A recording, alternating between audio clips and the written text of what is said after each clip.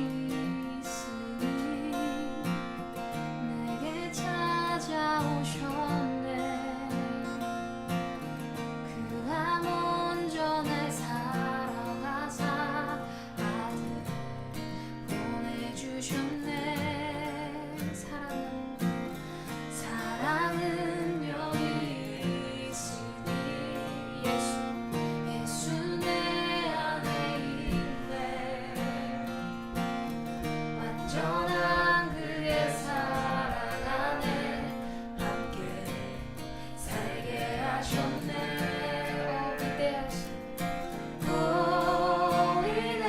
위대하신 주의 이름 높이리라. 사랑 그 사랑 온 세상을 비추시나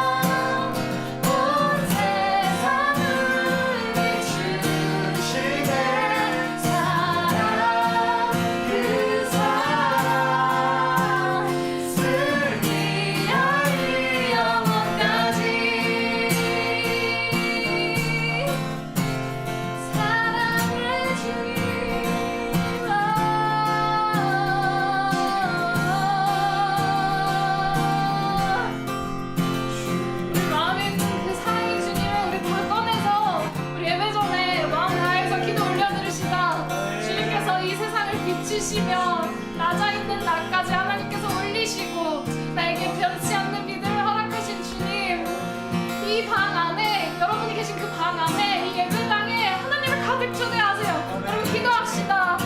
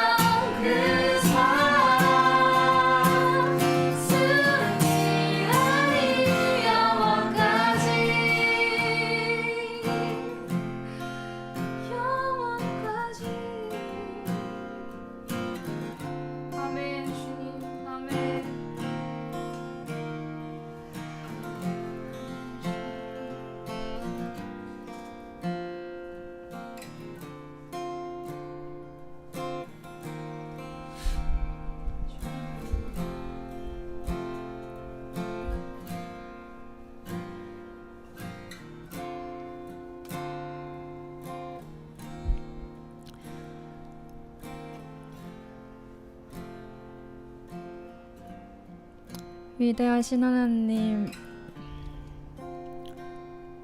한 주간 부르지 못했던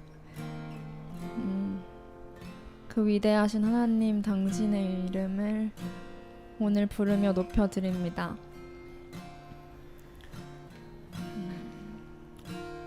사랑의 하나님, 놀라우신 하나님, 위대하신 하나님, 저희가 한 주간 그 이름을 알지 못하고 또 인식하지도 못하고 부르지 못했을 때가 참 많았던 것 같은데, 그 모습도 주님 앞에 오늘 내어드리면서 지금 이 자리에서라도 그 놀랍고 영원하고 또 위대한 하나님의 이름을 높여드립니다. 주님, 오늘 이 자리에 저희가 다시 모여서 또 한 번의 예배를 함께 드릴 수 있게 하시는 그 은혜에 감사드립니다. 하나님, 오늘 예배 중에도 주님께서 임재하시고 함께 하시기를 기도합니다. 주님, 그 위대하신 하나님, 사랑의 하나님, 놀라우신 하나님의 그 속성을 저희가 오늘 말씀을 통해서 평소에 저희가 느끼지 못했던 부분까지도 느끼게 하시고, 그 위대하신 하나님을 오늘 이후로 한 주를 보낼 때 하나님의 이름을 높여드릴 수 있기를 간절히 기도합니다. 하나님, 이번 한 주 동안에 저희가 보지 못했던 구석구석 이 땅에 고통받고 또 힘들어하는 많은 분들이 있었을 걸로 생각합니다. 주님, 저희가 인식하지 못한 그 구석에 주님의 눈은 가 있었을 걸로 생각합니다. 하나님, 위대하신 하나님께서는 구석구석 어두운 곳, 그늘진 곳에서 신음하고 고통하는 사람들의 목소리까지도 세밀하게 들었을 줄로 아는데, 주님, 그분들의 삶에 지금 이 자리에 있는 저희가 중보하게 하시고 그들의 삶에 주님께서 은혜 내려주셔서 삶이 혹여나 많이 변하지 않더라도 하나님의 은혜를 경험할 수 있는 기회들을 주님께서 열어주시길 기도합니다. 주님, 그리고 크라이플이 그 기회를 하나님께서 열어주셨을 때 손을 뻗을 수 있는 통로가 되기를 기도합니다. 하나님, 오늘 믿음이라는 주제로 또다시 설교를 듣게 되는데, 저희가 하나님의 위대하심을 알고 저희 스스로도 하나님을 더더욱 믿고 나아갈 수 있는 그런 계기가 되고 또 시간이 될 수 있기를 기도합니다. 주님, 저희의 눈을 열어주시고 저희의 마음을 열어주시고 귀를 열어주셔서 이 자리에 함께 하시는 주님을 저희가 보고 느낄 수 있도록, 그리고 공통제로서 함께 나눌 수 있도록 도와주시고, 온라인으로 예배 듣는 이들의 마음에도 주님께서 임재하셔서 하나님 어디서도 가져올 수 없는, 형언할 수 없는 주님의 은혜를 고백할 수 있도록 도와주십시오. 감사합니다. 예수님 이름으로 기도드렸습니다.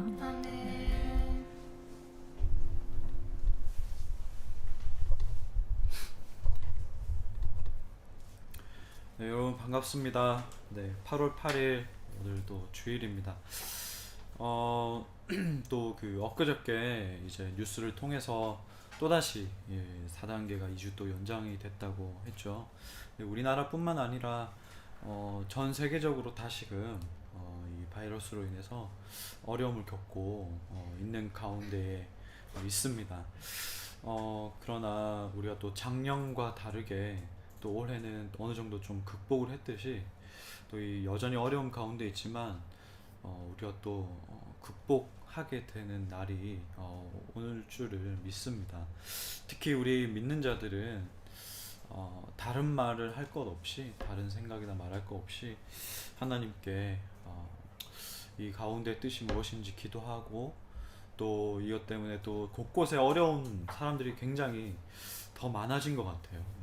특히 이제 장사하시는 분들도 그렇고, 또 백신을 맞고 또 1차 접종 혹은 2차 접종하고 나서 이제 뭐 잦은 것은 아니지만 몸이 이제 아프다거나 또 그렇게 좀 잘못된 그런 경우에 얼마나 그 가족들은 마음이 참 많이 아프겠습니까? 여러분, 이럴 때는 우리가 뭐 어떤 이렇게 갈라지거나 우리끼리 싸우거나 그런 것이 아니라 더 서로를 돌봐주고 격려해주고 위로해주고 그런 것이 참 필요한 것 같습니다.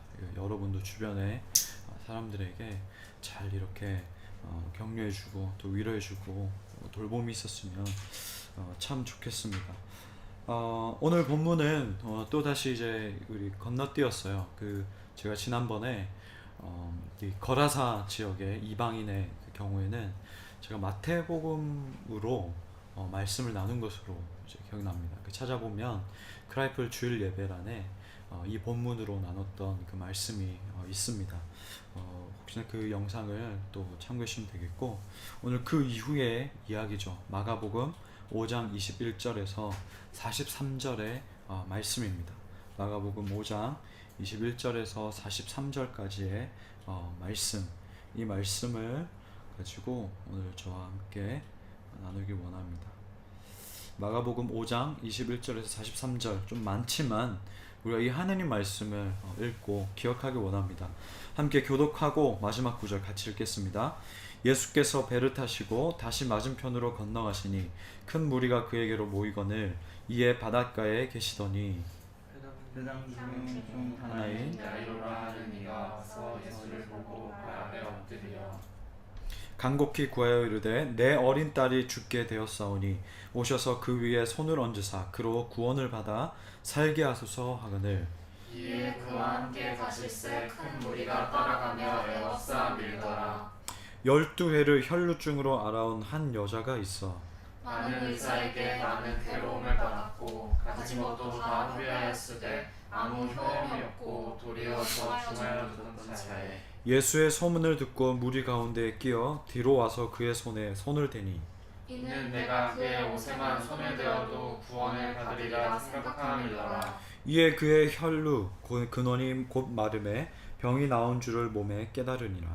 예수께서 그 능력이 자기에게서 나간 줄을 곧 스스로 아시고 무리 가운데서 돌이켜 말씀하시되 누가 내 옷에 손을 대었느냐 하시니 제자들이 여짜오되 무리가 에워싸 미는 것을 보시며 누가 내게 손을 대었느냐 물으시나이까 하되 예수께서 이 행한 여자를 보려고 둘러보시니 여자가 자기에게 이루어진 일을 알고 두려워하여 떨며 와서 그 앞에 엎드려 모든 사실을 여쭈니 예수께서 이르시되 딸아 내 믿음이 너를 구원하였으니 평안히 가라 내 병에서 놓여 건강할지어다. 아직 예수께서 말씀하실 때에 회당장의 집에서 사람들이 와서 회당장에게 이르되 당신의 딸이 죽었나이다 어찌하여 선생을 더 괴롭게 하나이까. 예수께서 그 하는 말을 곁에서 들으시고 회당장에게 이르시되 두려워하지 말고 믿기만 하라 하시고 베드로와 야고보와 야고보의 형제 요한 외에 아무도 따라옴을 허락하지 아니하시고 회당장의 집에 함께 가사 떠드는 것과 사람들이 울며 심히 통곡함을 보시고 들어가서 그들에게 이르시되 너희가 어찌하여 떠들며 오느냐 이 아이가 죽은 것이 아니라 잔다 하시니 그들이 비웃더라. 예수께서 그들을 다 내보내신 후에 아이의 부모와 또 자기와 함께한 자들을 데리시고 아이 있는 곳에 들어가사 그 아이의 손을 잡고 이르시되 달리다굼 하시니 번역하면 곧 내가 내게 말하노니 소녀야 일어나라 하심이라. 소녀가 곧 일어나서 걸으니 나이가 12살이라. 사람들이 곧 크게 놀라고 놀라거늘 함께 읽습니다. 예수께서 이 일을 아무도 알지 못하게 하라고 그들을 많이 경계하시고 이에 소녀에게 먹을 것을 주라 하시니라. 아멘. 네, 예수님의 이 배 여행은 계속되고 있습니다. 이 갈릴리 바다 위에서 이 바람과 이 바다를 잠잠하게 하셨던 그 이야기를 우리가 지난주에 나눴고요. 또 우리가 건너뛰었지만 이방인의 땅 이 거라사인 지역에서 또 귀신이 등장하죠. 바로 군대 귀신이라는 그 귀신에 들린 이 사람을 또 치유한 이야기, 이런 이야기를 계속해서 우리가 보고 있는데, 이를 통해서 예수님은 끊임없이 함께하고 있는 이 제자들에게 자신이 누구인지에 대해서 알려주고 있습니다. 우리가 지난주에 나눴던 예수님은 바로 이 자연도 다스리시는 예수님의 권위에 대해서 알려주신 것을 봤죠. 그리고 오늘 이 배 여행 중에 세 번째 이야기인데요. 오늘의 이 본문의 내용은 자주 들어왔고 또 잘 아는 말씀입니다. 이 말씀은 주일 말씀뿐만 아니라 아마 수련회에서도 그리고 뭐 이렇게 각 부서에서 어떤 특별 집회를 할 때에도 아주 많이 듣는 그런 말씀입니다. 그 말씀을 통해서 그 아까 우리 기도했다시피 이 믿음에 대해서 여러분 믿음을 가지세요, 믿음으로 결단하세요 라고 하면서 이런 말씀을 아마 많이 들어왔을 겁니다. 이 예수님은 다시 이렇게 배를 타고 이방인의 땅에 갔다가 다시 배를 타고 이제 유대인 지역으로 왔는데, 오늘 이 본문에서 두 명의 인물이 등장하죠. 바로 회당장 야이로와 그리고 12해 동안 혈루증을 앓은 여인입니다. 이 회당장의 역할은 뭐냐? 이 회당장은 이 회당에서 예배를 준비하고 또 건물을 관리하는 그런 사람입니다. 그러다 보니까 이 유대 사회에서 회당장이다, 이 사람이 회당장이라고 했을 때에는 공동체를 대표하는 사람으로 생각을 했었고, 또 이 그 마을에서 아주 존경받는 그런 사람이었습니다. 그리고 오늘 또 등장하는 12년 동안이나 이 피가 흐르는 병을 가진 이 여인은요, 유명한 의사들에게 계속해서 가보고 또 치료를 받았지만 낫지 못하고 오히려 병이 악화되었다라고 본문에서 말을 하고 있습니다. 여러분 한번 생각해 보세요. 그 당시에 여자였는데 이 여자는 혼자 살고 있었어요. 그 당시에 혼자 살고 있는 여인이나 혹은 이혼을 한 여인은 사회적으로 위치가 굉장히 좋지 않았습니다. 그래서 하나님께서도 이 고대 이스라엘 그 시대 때부터 계속해서 레위기에서 말하고 있는 게 고아를 그리고 나그네를 돌보라고 하시면서 꼭 빠지지 않았던 그 부류가 바로 과부입니다.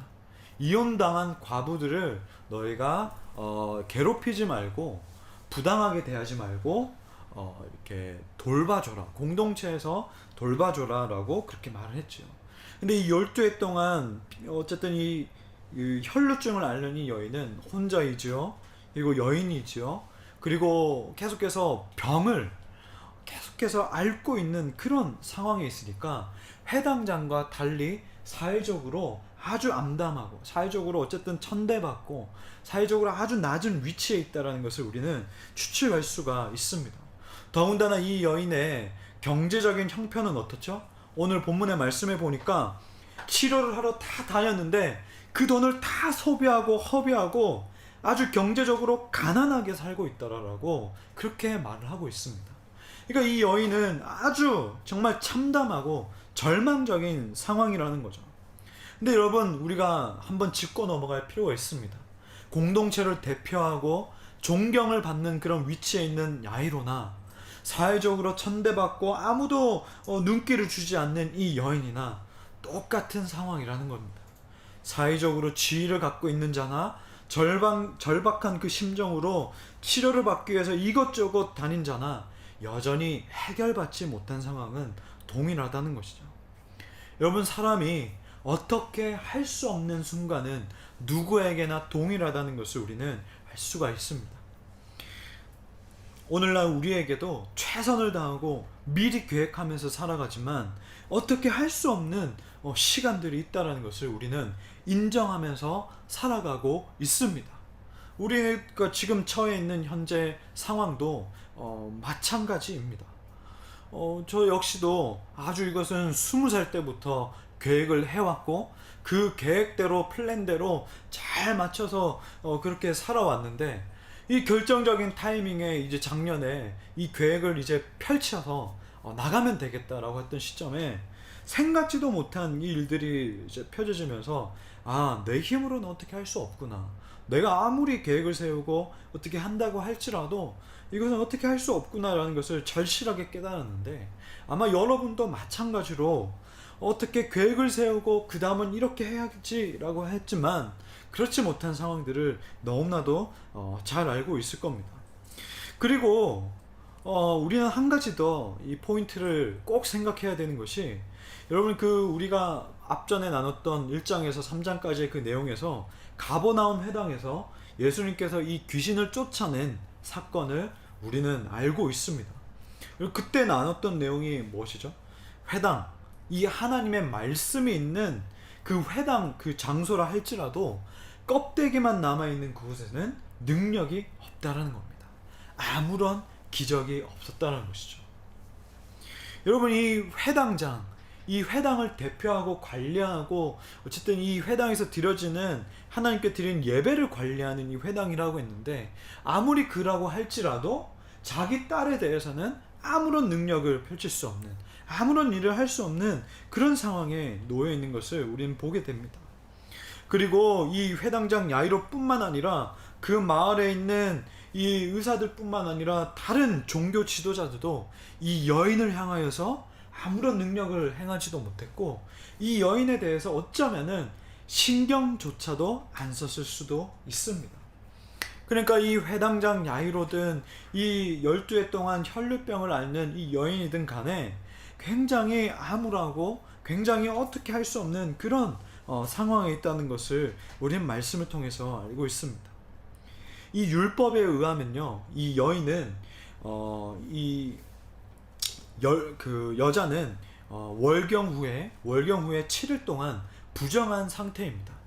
그래서 이 공동체 밖에서 7일 동안 이 부정한 것들을 씻겨내고 다시금 정결한 상태에서 공동체에 올 수가 있었습니다. 그런데 이 여인은 오랫동안 이 12년 내내 이거 피가 멈추지 않고 계속해서 흐르니까 어쩌면 12년 내내 부정한 자로서 취급받았을 것입니다. 그렇다면 이 여인과 접촉하지 않기 위해서 사람들은 피했을 것이고, 이 여인은 공동체에서 격리된 삶을 살았을 것입니다. 이것은 어디서 많이 우리가 봤죠. 나병 환자가 우리 그 이야기에서 이 나병 환자라는 사람들이 접촉하지 않으려고 했고, 이 나병 환자 또한 공동체로부터 떨어져서 격리돼서 살았다는 것을 우리가 보게 되었습니다. 이것은 비단 여자뿐만이 아닙니다. 남자 가운데에도 유출병이 있는 자는 부정한 자로 여기고 공동체에서 격리되어서 살았습니다. 어쨌든 그 당시에 이 구약에서부터 이 부정한 것들을 어떻게 해결할 수 없었으니까 사람들로부터 떨어뜨려 놓는 것, 그냥 사람의 신경에서 시야에서 떨어뜨려 놓는 것이 인간이 할 수 있는 가장 최선의 그냥 일이라는 것을 우리는 볼 수가 있습니다. 그런데 이 한 여인은 자신의 상황을 바꿔줄 이 하나의 빗줄기를 발견합니다. 우리 오늘 본문의 27절과 28절 말씀 한번 읽어볼까요? 자, 시작. 예수의 소문을 듣고 무리 가운데 끼어 뒤로 와서 그의 옷에 손을 대니 이는 내가 그의 옷에만 손을 대어도 구원을 받으리라 생각함일러라. 이 여인은요, 예수님을 직접 만나지 못했습니다.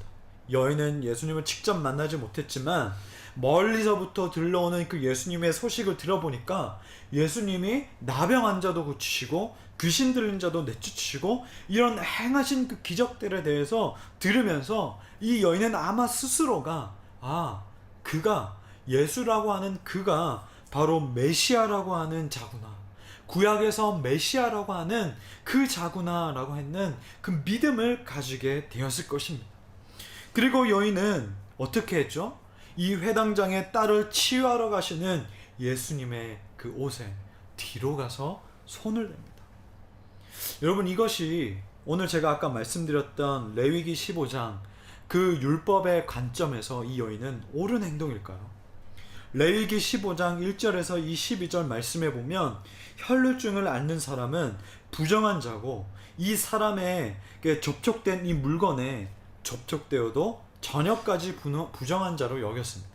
만약에 제가 혈루증을 앓는 사람이라고 한다면 제가 이 핸드폰, 이 스마트폰을 만졌어요.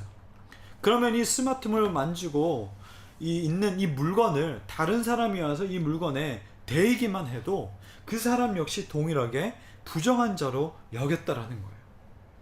그러면 이 관점에서 봤을 때에 혈루증 앓는 이 여인이 자기 병을 치유받기 위해서 이 예수님의 옷에 손을 댔다라는 것은 율법적으로 옳지 않는 행동을 한 것이죠. 왜냐하면 이 여인이 손됨으로 인해서 예수님이 부정하게 될 수 있기 때문입니다. 그런데 예수님께서는 정반대의 반응을 말씀하십니다. 오늘 본문의 34절의 말씀입니다. 34절의 말씀을 보면 내 믿음이 너를 구원하였으니 평안히 가라. 내 병에서 놓여 건강할지어다 라고 말씀하십니다.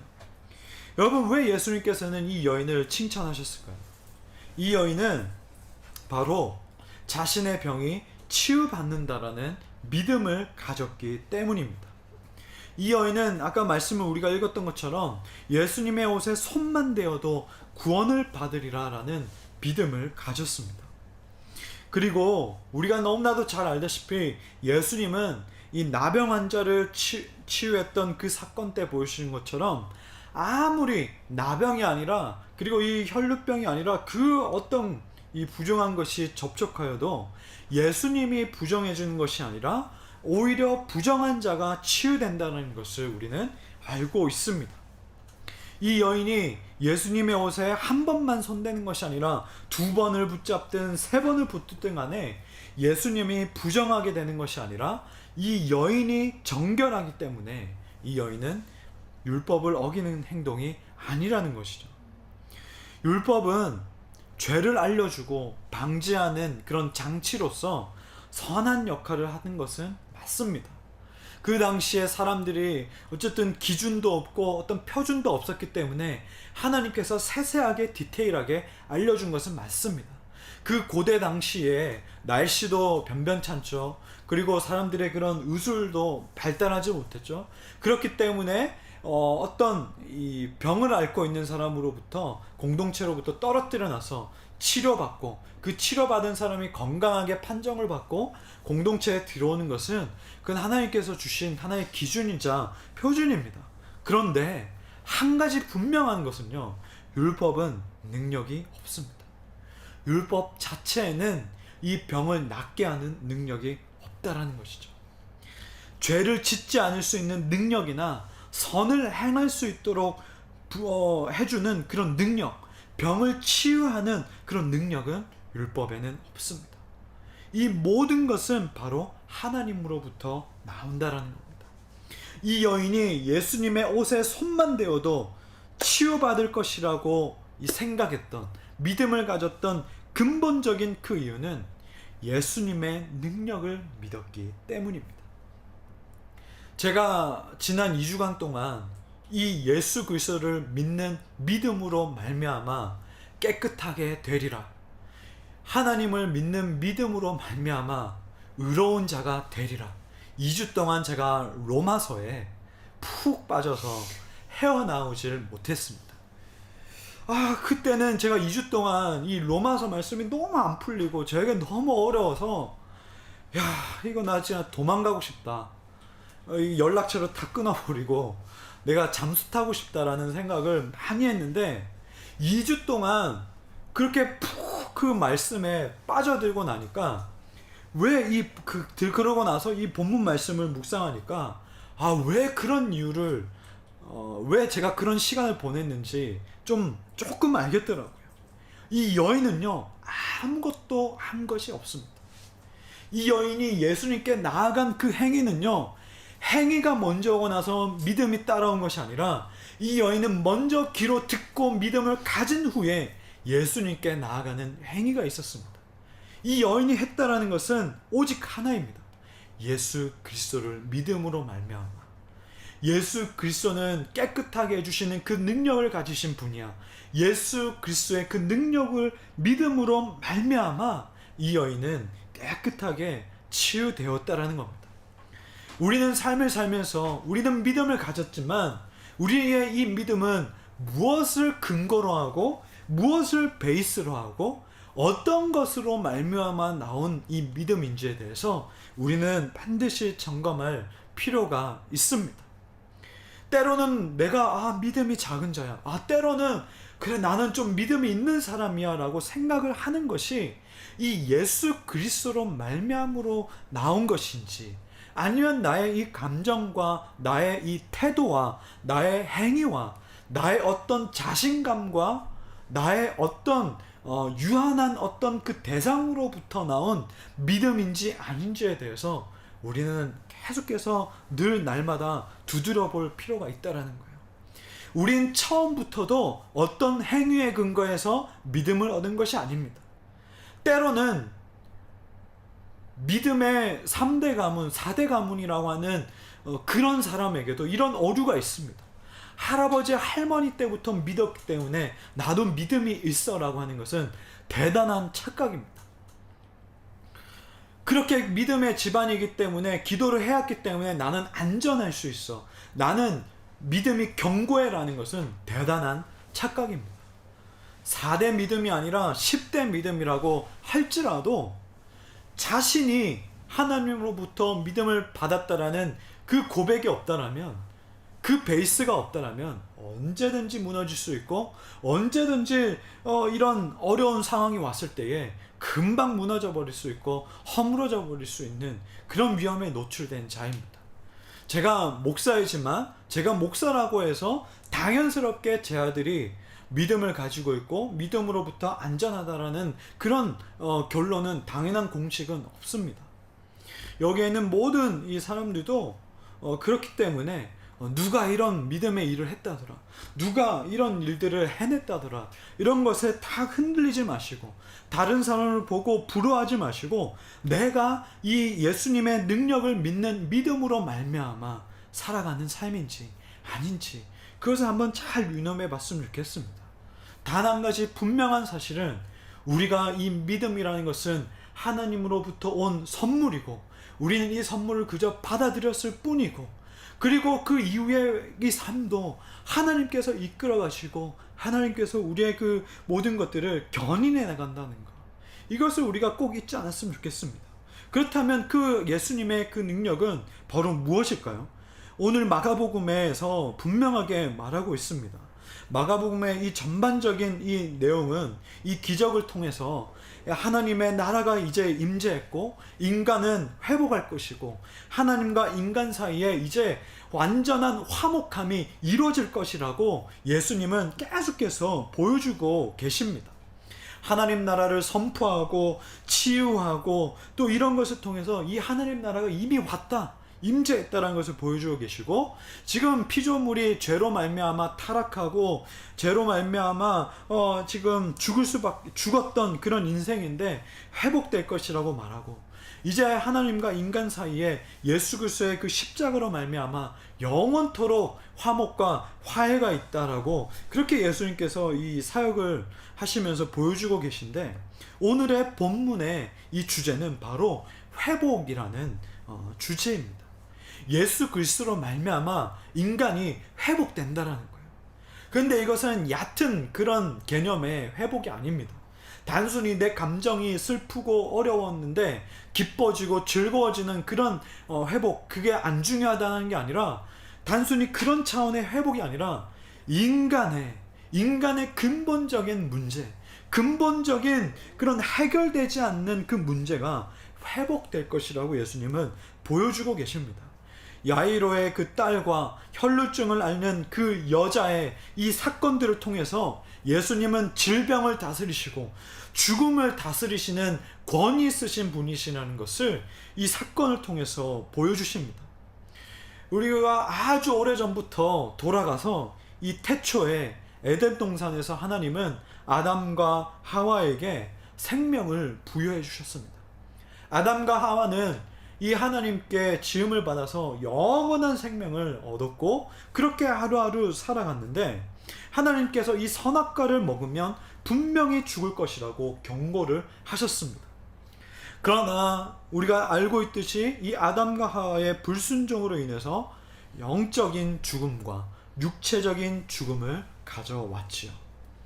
그렇기 때문에 이 죽음은요, 우리는 현재 그냥 인간이 태어나서 나이가 들고 혹은 몸이 쇠약해지면 죽는 거야, 인간의 그냥 섭리야, 자연의 섭리야 라고 하지만, 성경은 죽음이 인간의 죄의 결과이고 죽음은 인간의 그 죄의 벌이라는 것을 분명하게 말을 하고 있습니다. 로마서 6장 23절 말씀에 보면 죄의 삭은 사망이요 라고 말하고 있습니다. 인간은 죽지 않을 수가 있었어요. 죽음을 보지 않을 수도 있었지만 그 죄로 말미암아 죽음이 들어왔다라는 겁니다. 그런데 하나님은 그 죄의 결과, 그 사망 가운데에 놔주지 않으시고 자신의 이 백성을 회복시킬 계획을 세우셨고, 이 예수 그리스도의 이 삶과 또 십자가의 죽음과 그리고 다시 사시는 이 부활을 통해서 그 계획이 온전히 이루어졌습니다. 여러분, 이 죽음은 무엇으로 해결될 수 있습니까? 이 죽음은 무엇 때문에 우리가 이 극복하고 살 수가 있습니까? 우리가 태어나서 이 태어난 생명을 보고 기뻐하고 즐거워합니다. 이 생명 또한 유한함이 있고 이 생명 동안 죽을 줄 알면서도, 그리고 나의 인생은 죽을 줄 알면서도 순간순간 기뻐하고 사람들과 즐거워하고, 즐거운 일 있으면 함께 또 즐거워하고, 또 내 공동체 가운데 주변 사람 가운데 어려운 일 당하면 같이 극복해내길 원하고, 극복하면은 또 기뻐하고, 이런 삶을 삽니다. 죽음이 있다는 것을 알면서도 우리는 왜 그렇게 살아갈까요? 여러분, 돈이 없어서 혹은 명예를 잃거나 이런 것보다 가장 두려운 것이 죽음입니다. 하나님을 모르는 자들은 이 죽음을 어떻게 하면 극복할 수 있을까라는 그런 생각에 여러 가지 그런 과학을 통해서 기술들을 증진시킵니다. 그 끝은 바로 영원히 영생하고자 하는 그런 생각이죠.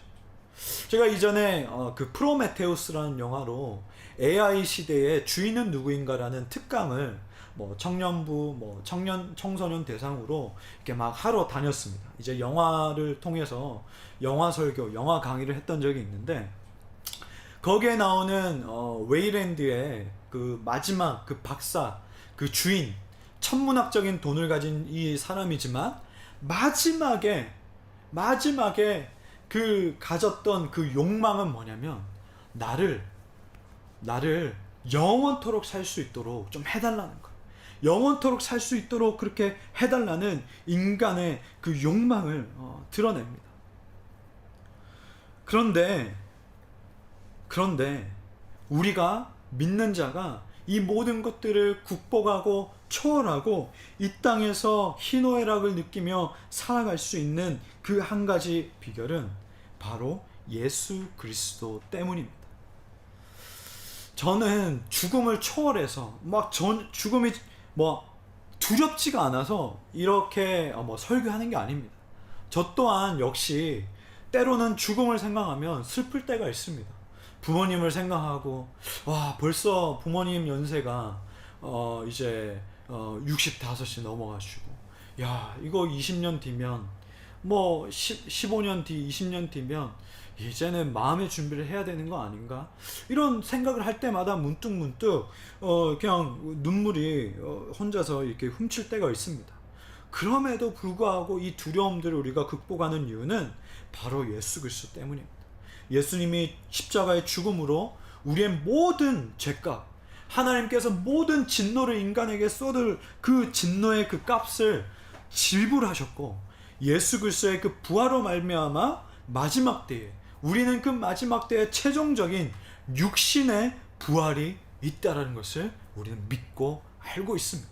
그냥 우리의 영혼이 그냥 있다라는 것이 아니고, 우리가 지금 입고 있는 이 육신이 마지막 때에는 온전히 부활한다라는 것, 우리는 이것을 알고 있기 때문에 우리는 죽음을 초월하고 하루하루 살아가고 있다라는 것이죠.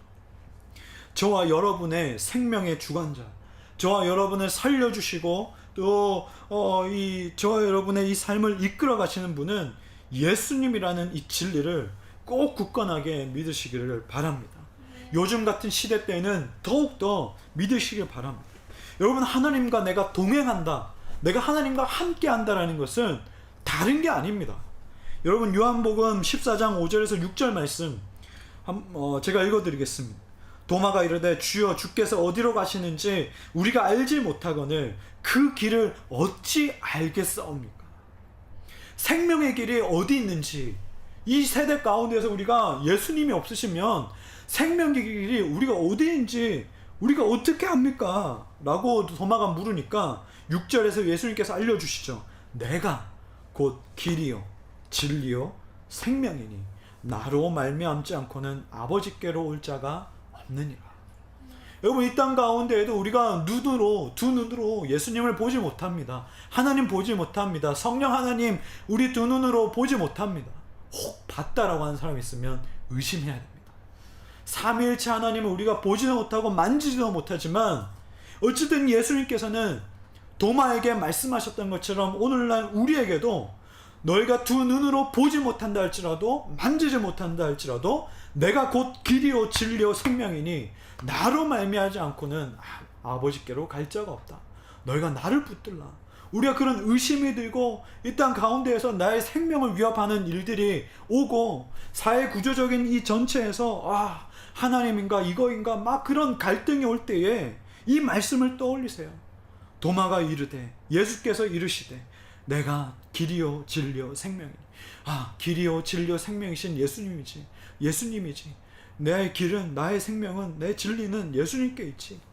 우리가 이 말씀으로 주님과 동행하고 또 이 생사복을 주관하시고 참된 회복을 주시는 분은 오직 주님이라는 것을 꼭 믿으시길 바랍니다.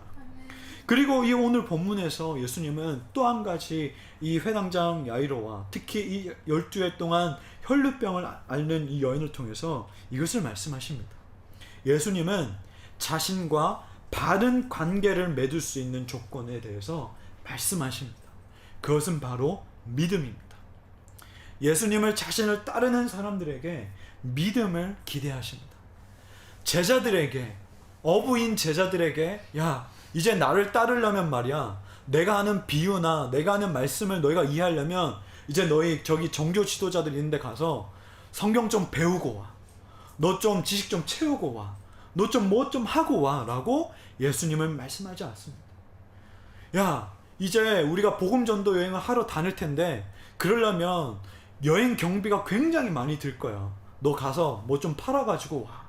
현물로 바꿔가지고 현금 좀 가지고 와. 너 좀 들고 와. 예수님은 그렇게 말씀하시지 않습니다.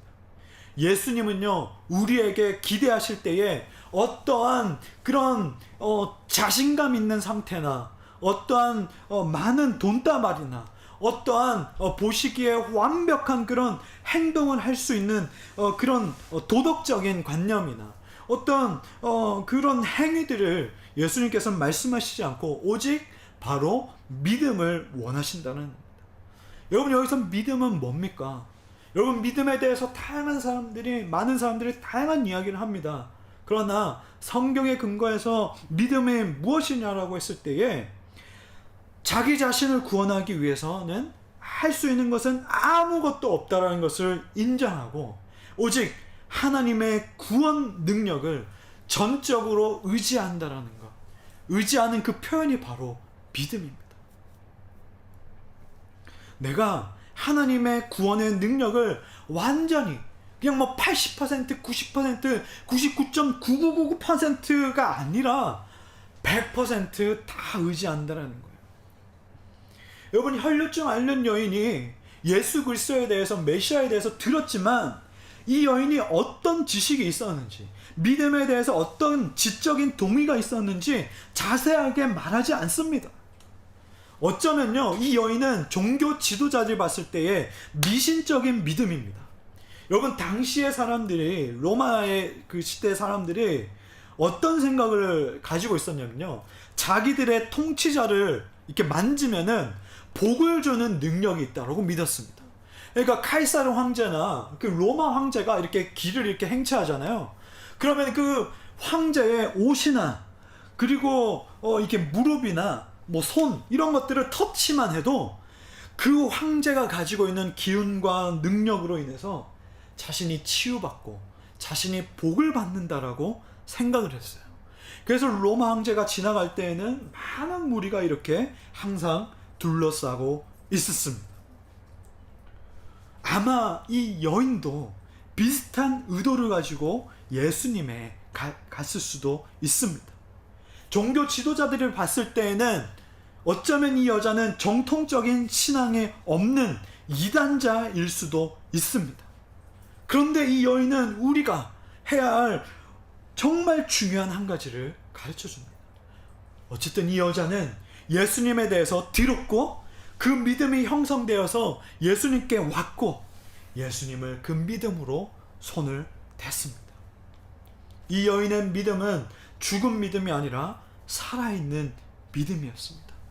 지식으로 그냥 박제되어 있는 믿음이 아니라 자신이 알고 들은 그 내용을 가지고 가서 저 메시아 값없이 오라고 초대하시고 줄인 자를 먹여주시고 저 메시아가 왔을 때에는 눈먼 자가 눈을 뜨게 되고 앉은 뱅이가 일어나게 되고 아픈 자가 치유받게 되고 굶주린 자가 배부르게 되는 그 능력을 행하실 그 메시아구나. 저 메시아에게 내가 나 같은 이 천한 자가 손만 대어도 정말 몰래 가서 손만 대어도 저 메시아의 능력으로 말미암아 내가 치유받을 수 있겠구나. 저 메시아는 하나님이 보내신 메시아가 맞구나. 이렇게 나온 거예요. 이 여자에게는 많은 벽들이 있었습니다. 자신이 처한 상황, 12해 동안 혈루병을 앓고 있다는 그 벽, 수치스러운 벽, 이 여자에게 얼마나 많이 10년 넘게 이 여자를 향해서 사람들이 수군대고 이 여자를 향해서 손가락질 했을까요? 12년 동안 그러다 보니까 많은 사람에게 거절당했을 건데 예수님도 나를 거절하면 어쩌나 라는 두려움의 벽. 그런데 이 벽들을 다 뒤로하고 예수님께 나아갑니다. 예수 그리스도에 대해 들었고 예수 그리스도를 만나기 위해서 왔고 예수 그리스도의 옷자락을 만집니다. 여러분, 그런 관념으로 치면 수많은 무리들이 예수님을 둘러싸고 수많은 무리들이 예수님께 나아왔지만 그 무리들에게는 예수님의 믿음의 능력이 나가지 않고 오직 이 여인에게만 갔다는 것을 우리가 떠올려 보면 무리들은 단순한 호기심으로 나아왔지만 이 12해 동안 혈루증을 앓는 이 여인은 정말 믿음으로 나아갔다는 것을 우리가 볼 수가 있습니다. 야이로도 마찬가지입니다. 자신이 소속된 이 종교단체에서 쫓겨날 수가 있습니다. 오늘날도 마찬가지지만 당시에도 자신이 살고 있는 이 집단에서 쫓겨난다는 것은 아예 목숨을 단절되는 것과 마찬가지입니다. 자신이 살고 있는 마을에서 이 이후에 후폭풍을 감당해야 될지도 모르는 각오를 해야 됐습니다. 해당장 야이로가 와서 예수님께 와서 무리를 비집고 찾아가서 엎드려서 간청했을 때는 온 마을 사람들이 다 보고 있었다는 거죠. 근데 이 회당장 야이로도 예수님께서 오셔서 내 딸에게 손을 대면 낫겠다라는 그 믿음을 가지고 있었다는 거죠. 이 두 사람의 공통점은 둘 다 예수님의 이 구원의 능력을 신뢰했다는 것이죠. 근데 여러분, 이 믿음은요 한 번의 결단으로 끝나는 것이 아닙니다. 우리가 단 한 번 예수님을 하나님께서 주시는 이 은혜의 선물을 받음으로 끝나는 것이 아니라 이 믿음은 그 안에서 견뎌내야 함을 우리는 꼭 기억해야 됩니다. 일시적인 믿음은 단순한 호기심과 같습니다. 오늘 본문에 보면 야이로는 딸이 지금 죽었다라는 소식을 듣게 됩니다. 지금 지체 없이 가도 모자랄 판에 예수님께서 가던 길을 멈추시고 12해 동안 그 혈루증을 앓는 여인에 대해서 찾고 계시고 이야기를 하시고 제자들에게 가르쳤을 때에 이 야이로의 마음은 어땠을까요? 분명히 야이로는 이 딸이 1분 1초가 지금 아까운 급박한 상황이라는 것을 너무나도 잘 알았을 겁니다. 그런데 지금 예수님께서 지금 가던 길을 막 지체하니까 어쩌면 막 짜증도 나고 화도 나고 어떤 그런 정말 두려운 절박한 그런 두려운 마음이 많이 들었을지도 모릅니다. 그런데 예수님께서 이 모든 것을 다 알고 계셨죠. 그러고 나서 36절에 야이로에게 말씀하십니다. 오늘 본문 36절 우리 같이 한번 읽어보겠습니다. 본문 36절 자, 시작. 예수께서 그 하는 말을 곁에서 들으시고 회당장에게 이르시되 두려워하지 말고 믿기만 하라 하시고. 여러분, 예수님께서 두려움에서 눈을 돌리라고 말씀하세요. 회당장 야이로에게 너가 지금 두려워하고 있는 건 내가 알고 있는데 두려움에서 눈을 돌려라. 죽은 자를 다시 살리시는 나의 이 능력에 너가 더 큰 믿음을 가지라라고 명령하십니다. 예수님은 설득하지 않으세요. 명령하셔요. 두려워하지 마. 믿어. 예수님께서 왜 이렇게 말씀하실까? 두려움은 바로 하나님이 주시는 마음이 아니기 때문입니다. 디모데후서 1장 7절과 8절 말씀에 우리가 잘 아는 말씀 기록되어 있습니다. 사도 바울은 지금 자신이 아들과 같이 여긴 이 디모데가 자신의 이 목회지에서 어쨌든 두려워하는 마음이 있고 거기서 벌어지는 그 일들 때문에 어떻게 해야 될지 갈팡질팡하고 이 마음 가운데 두려운 마음이 있을 때 이렇게 말합니다. 하나님이 우리에게 주신 것은 두려워하는 마음이 아니요 오직 능력과 사랑과 절제하는 마음이니 그러므로 너는 내가 우리 주를 증언함과 또는 주를 위하여 갇힌 자 된 나를 부끄러워하지 말고 오직 하나님의 능력을 따라 복음과 함께 고난을 받으라. 사도 바울이 말하는 것은 그겁니다. 너가 이 두려움을 극복하기 위해서 이렇게 해봐, 저렇게 해봐, 어떤 행동 체계나 행동 규범을 알려주지 않습니다. 너 두려워하고 있니? 그 두려워하는 마음은 하나님께서 주시는 마음이 아니야. 하나님께서는 오직 능력과 사랑과 절제하는 마음을 주시는데, 자, 너가 지금 이 상황을 돌파하려면 오직 하나님의 능력을 따라가면 돼. 오직 하나님의 능력을 너가 팔로우해서 지금 너가 그냥 함께 처해 있는 그 상황, 그 고난을 받으면 돼. 그 고난 받으면 하나님의 능력이 너를 통과하게 해줄 거야. 지금 너가 폭풍우 한가운데일지라도 하나님께서 그 폭풍우를 지나가게끔 도와주실 거야. 하나님께서 그렇게 능력을 행하실 거야 라고 사도 바울은 말합니다. 사도 바울은 어떠한 자입니까? 고난의 대명사입니다.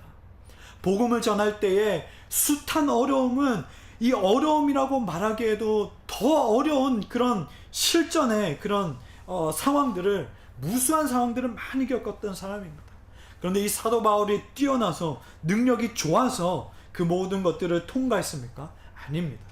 예수님께서, 하나님께서 능력으로 말미암아 그 위기들을 다 통과할 수가 있었습니다. 감옥에 갇혔을 때에, 그 폭풍우를 만났을 때에, 산에서 도적들을 만났을 때에, 복음을 전하다가 숱한 그런 위험에 있었을 때에 오직 성령의 능력으로 말미암아 풀려나게 되고 위기를 모면하게 되는 그 일들을 우리는 사도행전을 통해서, 서신서들을 통해서 우리는 너무나도 잘 알 수가 있습니다. 당시에 두려워할 상황은 언제든지 있었습니다. 마가가 살고 있는 당시에 믿음은 곧 죽음이었습니다. 내가 신앙을 가지고 있다는 것은 곧 죽는다라는 그런 상황이었습니다. 쫓겨나는 그런 상황이었습니다. 그런데 여러분, 두려워할 수밖에 없는 이 구조는 초대교회 당시만 있는 것이 아니라 오늘날에도 각 시대마다도 존재했고 오늘날에도 존재하고 있습니다. 사람이 사람을 지배하고 사람이 사람을 통제하고 사람과 사람의 이 경쟁에서 뒤처지면 끝나는 것 같고, 이러한 시스템에서 우리는 당연히 죽음과 같은 그런 두려움 속에서 살아가는 것은 당연합니다. 그런데 여러분, 구원이라는 것, 우리가 하나님 나라 안에 들어갔다라는 것은, 우리가 하나님 나라 안에 백성에서 살아간다는 것은 이러한 시스템에서 하나님께서 우리를 건져내어서 나의 소속이 완전히 바뀌어서 하나님 나라의 그 사람으로, 하나님 나라의 백성으로서 우리가 살아간다는 것, 그것이 바로 구원받는 자의 삶이라는 것이에요. 여전히 우리는 이러한 시스템에서 살아가고 있지만 이런 시스템을 초월하여서 우리가 살아간다는 거. 이것이 바로 구원받은 자의 모습이라는 겁니다. 당시 로마 사회 구조는 뭡니까? 예수님 믿으면 죽음이에요. 예수님 믿으면 다 포기하고 그냥 뭐 경제적인 어려움, 뭐 그냥 물질적인 어려움, 뭐 사람들에게 손가락 받는 어려움이 아니라 예수님 믿으면 죽음이라는 것이 로마 사회의 구조였습니다. 근데 그걸 초월하는 것이 바로 초대교회의 모습이었지 않습니까? 물론 그것을 초월하지 않고 타협하고 배교하는 사람들도 있었지만 훨씬 더 많은 사람이 타협하지 않고 초월하면서 살아갔기에 우리가 초대교회로 돌아가자, 초대교회 믿음으로 돌아가자, 초대교회처럼 하자라고 우리가 구호를 외치는 것 아닙니까? 오늘날도 마찬가지입니다.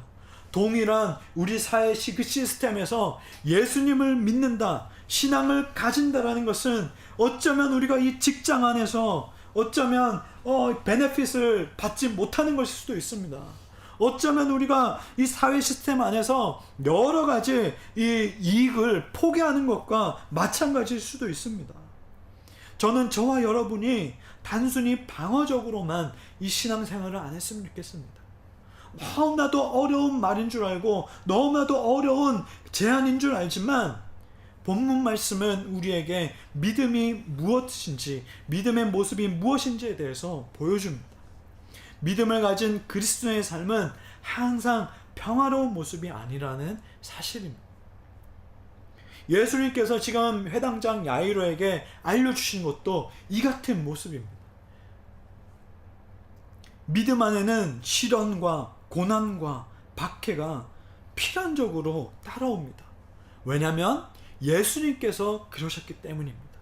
내가 길이요 진리요 생명이라고 했을 때에 예수님의 길이 그러한 길이기 때문에 이런 것들은, 이런 요소들은 필연적이라는 겁니다. 이 믿음의 이 어려움은 우리에게 로마 같은 국가가 존재해서 박해가 아니라 여전히 오늘날에도 사회 시스템적으로 이 시스템을 역행하면 자연스럽게 어려움을 겪습니다. 그래서 하나님께서는 이 하나님 나라 안에 들어온 자들에게 말씀하시죠. 어떠한 압력이 오든 간에 하나님 자신은 목적을 가지고 계시다라는 거예요. 그 마지막 때에, 그 최종적인 종말 때에 하나님은 목적을 가지고 계시다는 거예요. 이러한 삶, 이러한 이중 국적을 가지고 살아가는 자들에게 하나님은 결코 잊지 않으시고 하나하나 그 모든 것을 다 보고 계시고 계수하고 계셔서 마지막 그 목적을 이루신다는 거예요. 그리고 아무것도 그 마지막 때에 이렇게 살아간 자들에게는 그리스도 예수 우리 주 안에 있는 하나님의 그 사랑 안에서 끊을 수 없다라고 하는 거예요. 로마서 8장 37절에서 39절 말씀, 저는 이 말씀을 여러분과 함께 나누고 마무리하고자 합니다. 로마서 8장 30절 39절 말씀인데요. 그러나 이 모든 일에 우리를 사랑하시는 이로 말미암아 우리가 넉넉히 이기느니라. 내가 확신하노니 사망이나 생명이나 천사들이나 권세자들이나 현재 일이나 장래 일이나 능력이나 높음이나 깊음이나 다른 어떤 피조물이라도 우리를 우리 주 그리스도 예수 안에 있는 하나님의 사랑에서 끊을 수 없으리라. 여러분, 예수 그리스도를 믿음으로 말미암는 자들에게는 이러한 하나님의 사랑이 있는 줄로 믿습니다. 저와 여러분이 이 믿음으로 말미암아 하나님의 의가 나타나고 하나님의 능력이 나타나는 인생이 되기를 주님의 이름으로 축복합니다. 우리 함께 찬양하기 원합니다.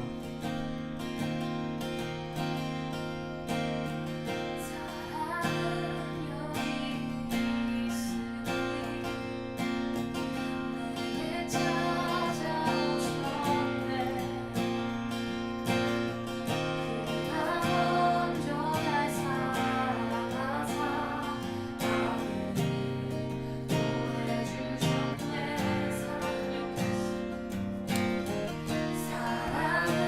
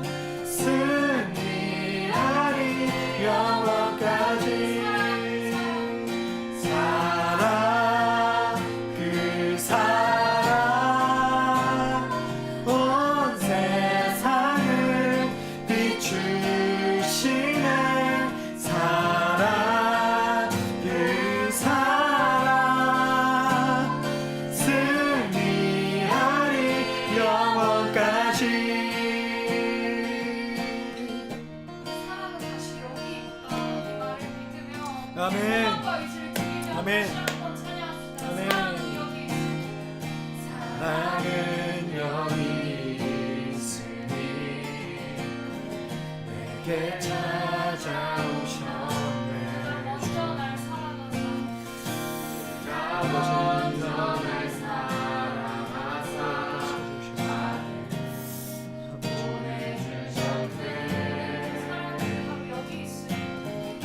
사랑은 여기 예수 내 안에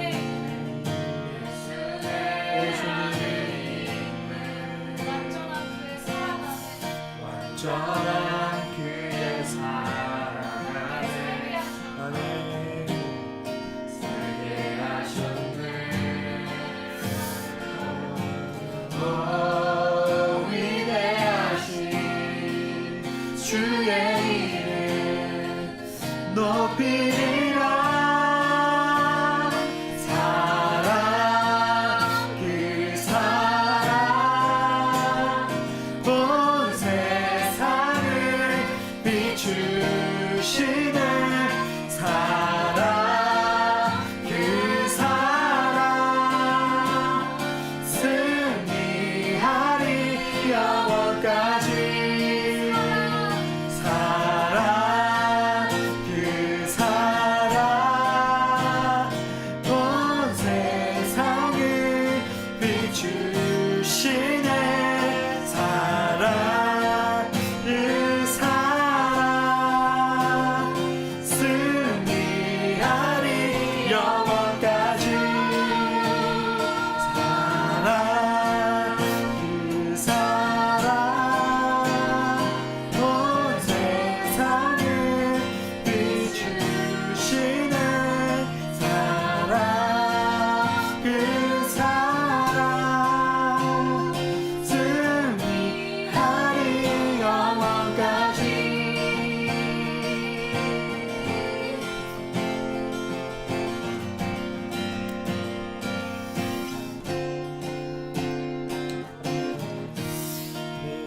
우리 여러분이 시간 함께 말씀을 떠올리면서 함께 기도했으면 좋겠습니다.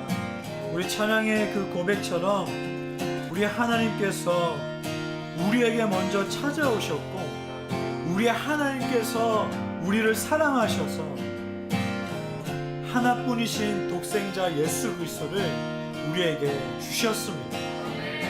우리가 이렇게 예배하고 우리가 이렇게 어렵고 힘든 상황 가운데에도 자유함을 느끼고 기쁨과 즐거움으로 예배할 수 있는 것은 다른 어떤 것이 아니라 예수 그리스도를 믿음으로 말미암아 가능한 것입니다. 우리가 하나님을 믿음으로 말미암아 그분의 의가 나타나서 그분이 우리를 의롭게 여기시고 우리가 예배할 수 있는 것입니다.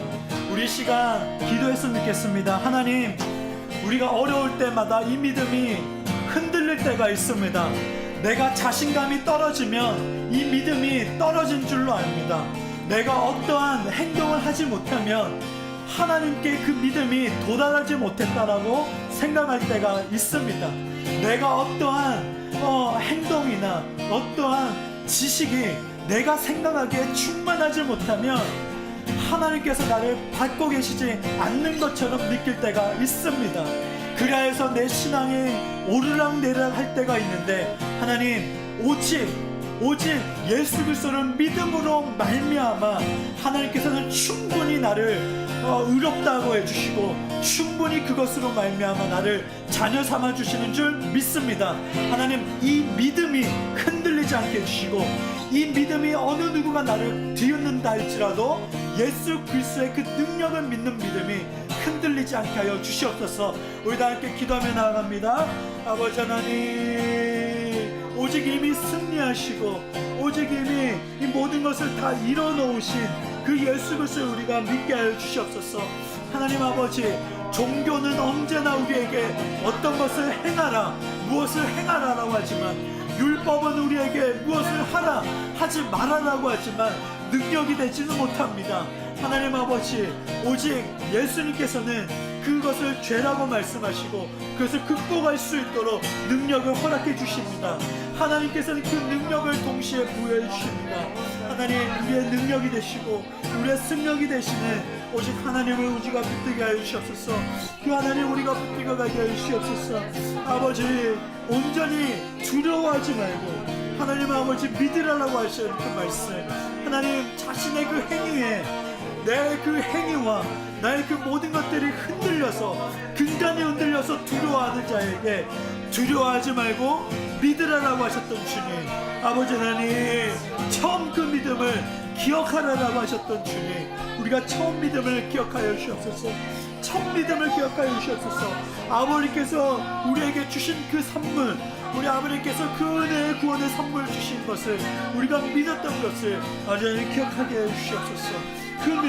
그 믿음으로 말미암아 기뻐서 구원의 감격으로 예배하고 구원의 감격으로 하나님 아버지 우리가 일했던 섬겼던 그것들을 우리가 잊지 않게 해주시옵소서. 오직 우리가 변질되지 말아야 될 것, 오직 우리가 기억해야 될 것, 오직 우리가 붙들어야 될 것, 예수 그리스도를 믿는 그 믿음, 예수 그리스도의 그 능력이 있다는 그 믿음을 아버지 하나님 우리가 알게 해주시옵소서. 아버지 하나님 알게 해주시옵소서. 아버지,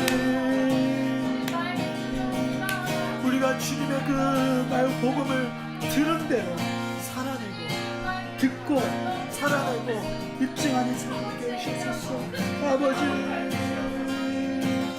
주님께서 주십니다. 아버지께서 해주십니다. 오직 주님께서 주십니다. 온전히 주님께서 의롭게 하십니다. 온전히 그 주님께서 아버지 하나님 승리하셨고 다 이루셨고 우리는 온전히 그것을 붙들고 나아갑니다. 오직 그 이름을 선포하며 나아갑니다. 위대하신 왕이라고, 영광의 왕이라고 아버지 하나님 선포하며 나아갑니다. 주님,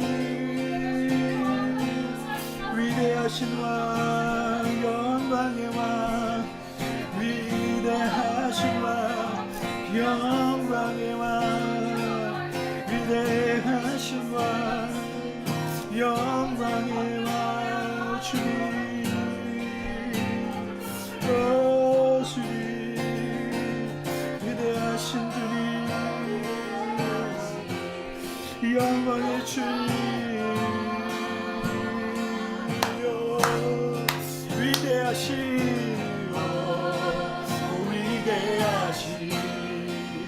영광의 왕, 주님, 위대하신 영광의 왕, 아멘. 위대하신 영광의 왕,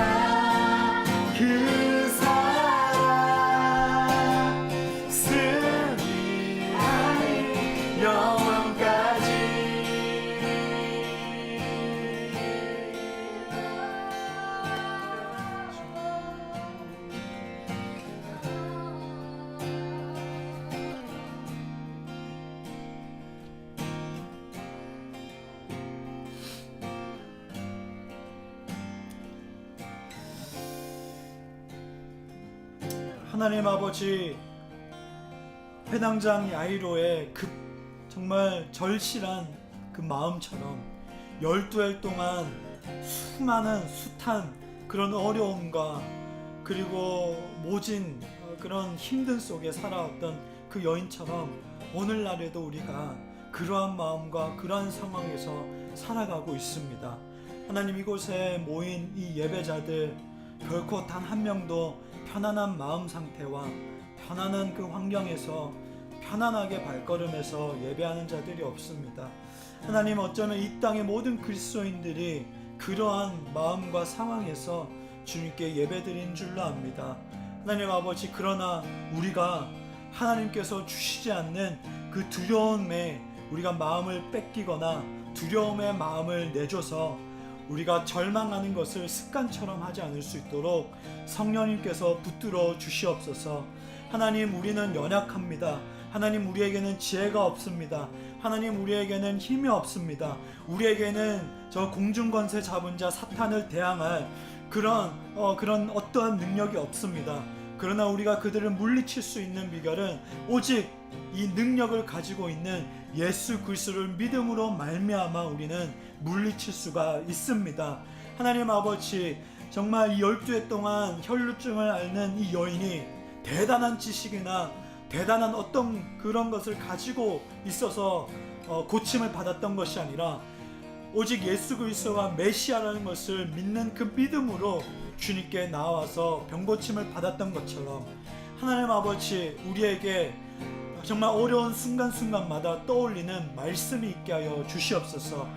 오직 그 주님께서 이 도마가 주님이 없으면 우리가 어떻게 그 길로 나아갑니까? 라고 했을 때에 두 눈으로 나를 보지 못하고 손으로 나를 만지지 못한다 할지라도 내가 길이요 진리요 생명이니 나를 믿으면 생명의 길로 가리라 라고 말씀하셨던 것처럼 하나님, 이 말씀이 계속해서 우리 삶에서 떠올리게 해주시옵시고 우리의 그 위기 때마다 정말 우리가 두려운 마음이 엄습할 때마다 이 말씀으로 정말 물리치고 이 말씀으로 이겨내게 하여 주시옵소서.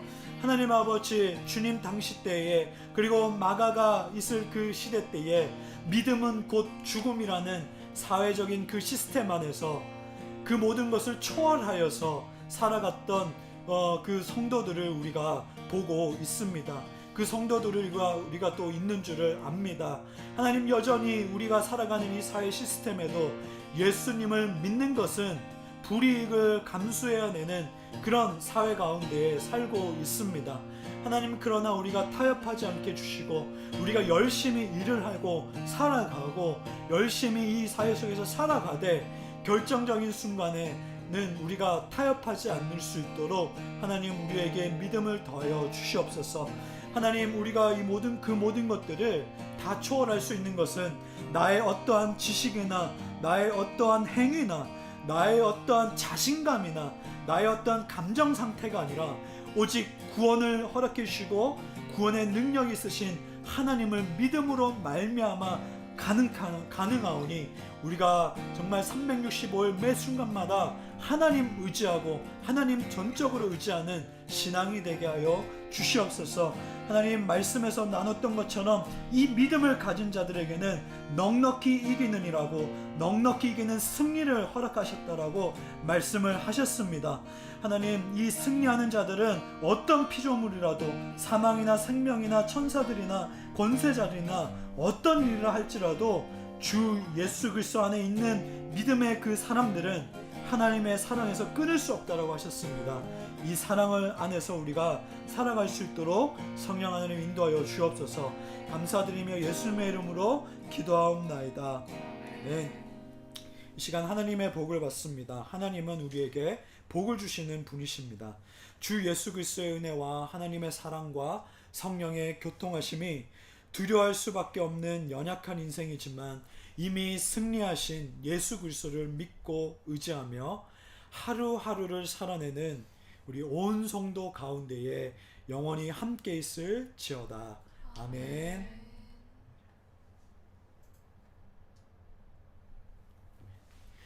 네, 이로써 모든 예배를 마쳤습니다. 여러분, 예수 그리스도를 믿는 그 믿음으로 말미암아 또 한 주 동안 넉넉히 또 승리하는 삶 되기를 축복합니다.